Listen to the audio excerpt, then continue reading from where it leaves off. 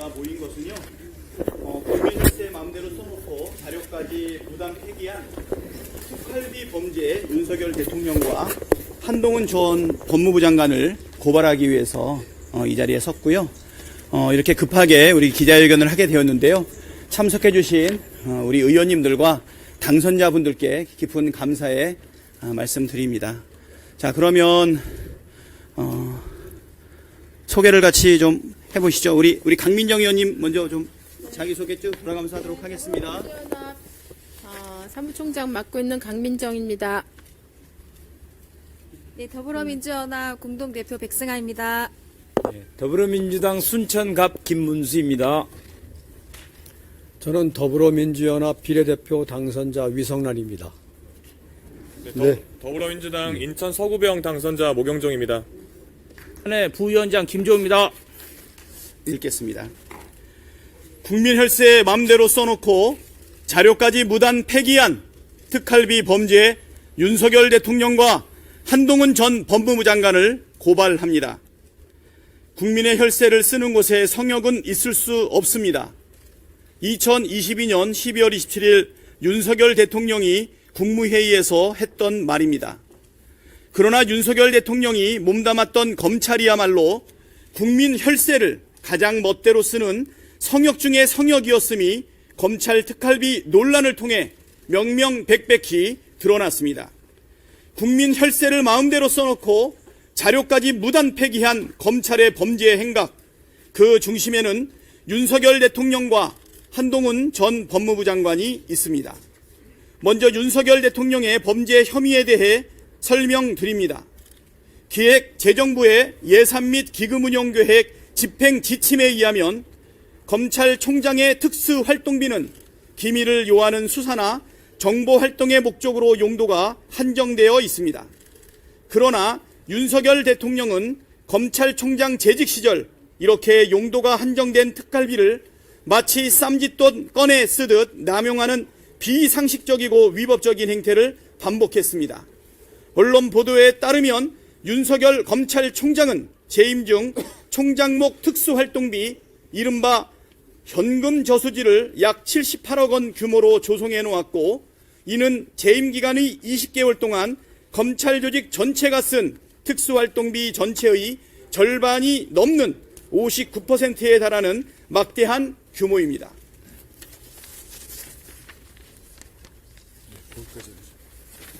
제가 하겠습니다.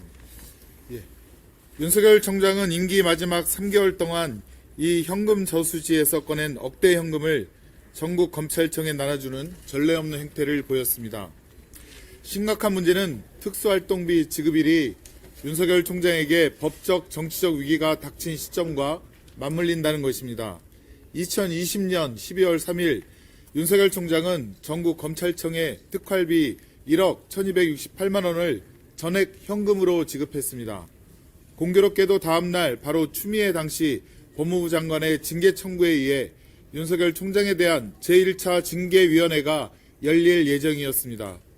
불과 이틀 전인 2020년 12월 1일 전국 모든 검찰청에 이미 1억 1268만 원의 정기분 특수활동비가 배분됐습니다. 이렇게 특활비가 부족한 상황도 아니었음에도 자신에 대한 징계위 개최 예정일 바로 전날에 1억 원이 넘는 특활비를 현금으로 전국 65개 모든 검찰청에 뿌린 것입니다. 이렇게 12월 1일, 12월 3일 이미 두 차례나 특활비를 뿌렸음에도 윤석열 총장은 다시 12월 14일 2억 4,700만 원의 특활비를 전국 28개 검찰청에 차등 분배합니다. 이날은 윤석열 총장의 징계 수위를 결정하는 2차 징계위원회 개최일 바로 전날이었습니다. 이뿐만이 아닙니다. 2021년 2월 8일 윤석열 총장은 전국 검찰청에 특활비 3억 4,600만 원을 뿌립니다. 총장 임기 중 건당 집행액 기준으로 가장 많은 금액이었습니다. 공교롭게도 이날은 윤석열 총장에게 제기된 여러 의혹 중 하나였던 판사 사찰 의혹, 즉 직권남용 혐의에 대해 서울고등검찰청이 혐의 없음 처분을 내린 날입니다. 불과 일주일 전인 2월 1일 전국 65개 모든 검찰청에 1억 원이 넘는 정기분 특수활동비가 배분됐기에 특활비가 부족한 상황은 더더욱 아니었음에도 직권남용 혐의에 대한 처분이 있던 날 임기 중에 가장 많은 특활비를 전국 검찰청에 뿌린 것입니다. 이처럼 윤석열 총장은 일신상의 위기에 처한 시점마다 특활비를 뿌리며 검사들의 지지를 규합하며 국면을 전환하고 이를 통해 자신의 법률적 혹은 정치적 위기 상황을 모면하려 했던 것으로 보입니다. 국민 세금으로 운영되는 특활비가 윤석열 총장 정치 자금입니까? 국가의 사무를 처리하는 자가 임무에 위배되는 행위로 제3자에게 재산상의 이득을 취득하게 하여 국가의 손해를 가한 것은 업무상 배임죄에 해당합니다.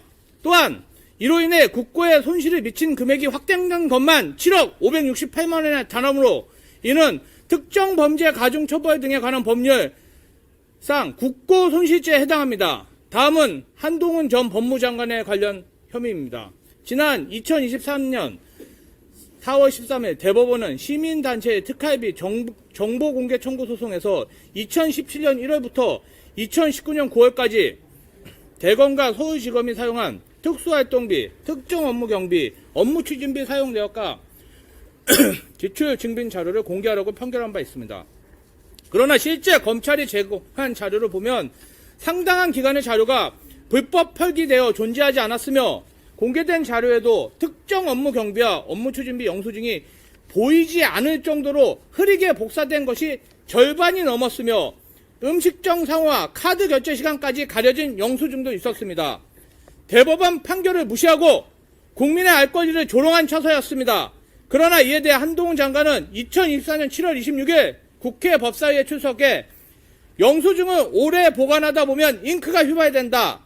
6, 7년 되고 오래된 것이니까 잉크가 휘발된 것이라고 진술했습니다.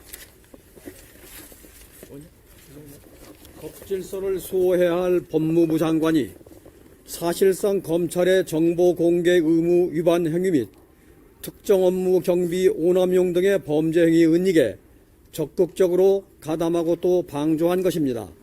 이는 법무부 장관이 검찰 사무를 감독할 직권을 남용하여 시민단체의 알 권리 및 국회의 행정부 감시에 관한 권리 행사를 방해한 것으로 형법상 직권남용죄에 해당합니다. 검찰의 특활비 범죄 행각이 드러나는 상황에서 이를 제대로 수사하지 않는 것은 수사기관의 명백한 직무유기입니다. 무너진 법 앞에 평등을 바로 세우기 위해 공정한 법의 이름으로 윤석열, 한동훈 두 피고발인들을 엄중히 수사하여 처벌하여 주시기 바랍니다.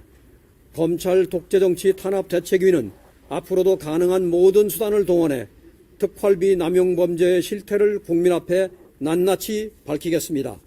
2024년 4월 17일 더불어민주당 검찰 독재 정치 탄압 대책위원회. 자, 이것으로 기자회견을 마치도록 하겠습니다. 이외에 추가적으로 혹시 발언하실 분 있으세요?